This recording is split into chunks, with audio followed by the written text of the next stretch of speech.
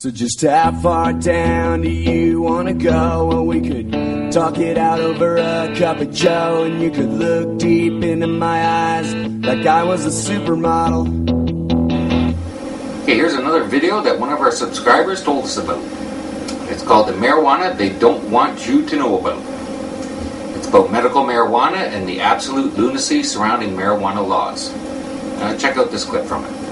A law that vast numbers of people choose to disregard without any concern for the consequences, as far as I'm concerned, is an ineffective law. What we are trying to do is to change the face from a hothead loser to show that the real face of who we are people like me.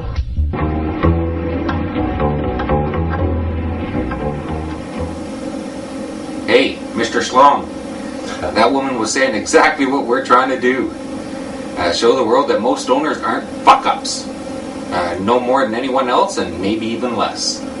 But on the video, Montel Williams says that we're not talking about legalizing drugs. We're talking about giving other options to doctors.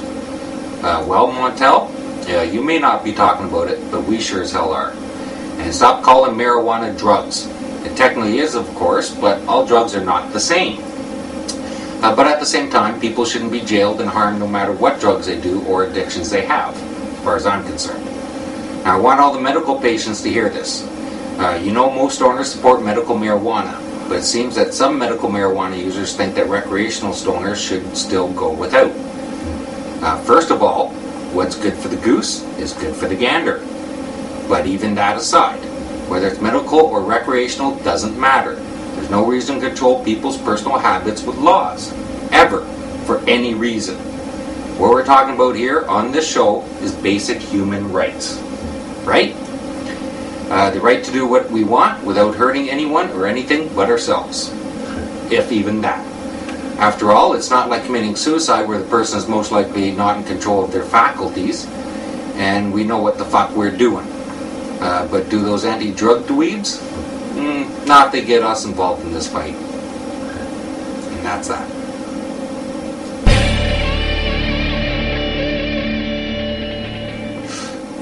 Hey Daryl, what are your top 10 reasons for not having another top 10 listing? Well, they're not good enough. So here it is.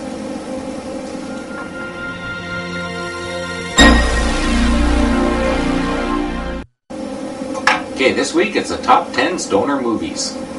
Now remember folks, this listing is from Hollywood.com. So don't bitch at us if you don't agree. Bitch at them. That's Hollywood.com. Anyway, we'll definitely mention if we don't agree with any of these, that's for sure. Well, Daryl might not. You still alive there, Daryl? I'm surviving. Anyway, here we show. Number 10.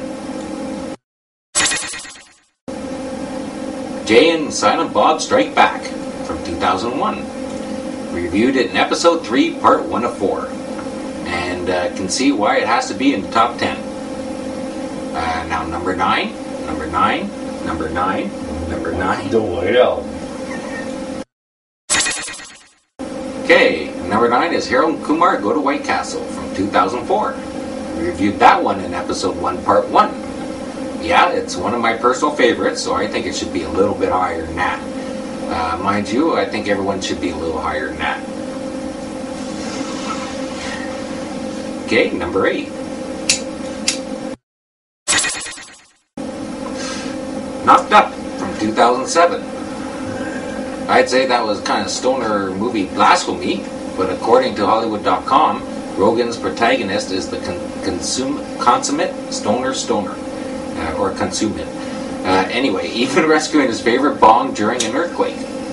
I remember not liking it all that much, but I will rewatch it for you guys. But I'm not promising a high marker for it or nothing. You don't have to.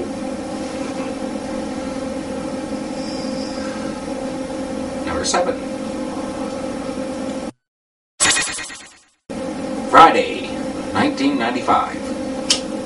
Well, we haven't seen that one yet, but we will get to it eventually, I'm sure. So no comment yet. Number 6. Half-Baked, 1998. reviewed that one in episode 19, part 2 of 3. It's a good movie and deserves to be at least in the top 10. But better than Harold and Kumar or Jay and Silent Bob? I personally don't think so. But that's me, and I'm fucking insane because I smoke drugs. Right, Daryl? The drugs got nothing to do with it. Yeah. Okay, Mambo number 5.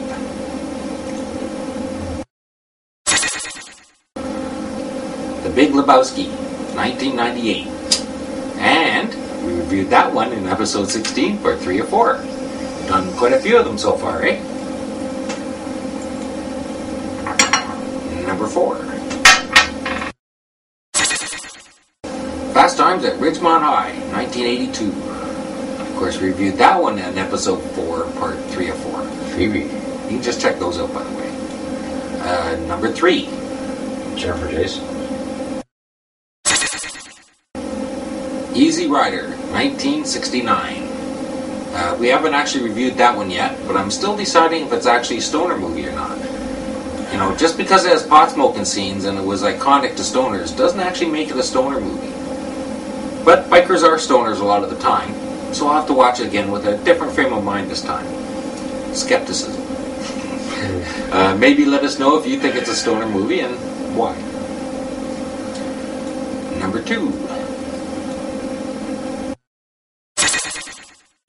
Up in Smoke, 1978. Oh, that's a classic.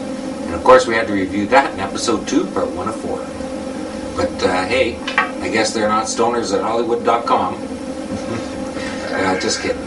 I know there are because there's so many stoners anyway. But I think Up in Smoke should be number 1 personally. So who is number 1 then? Yeah. Dazed and Confused, 1993. I'm dazed and confused. Matthew McConaughey has been in at least 2 stoner movies that I know of, so we know he smokes weed.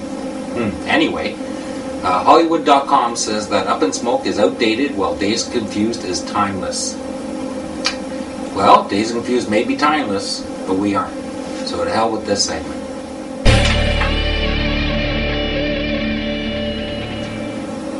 Well, that's it for this show again. Tune in next week for more stoner shit as usual, and don't forget to stash your stash of hash. Ciao for now, and keep the doobie fires lit.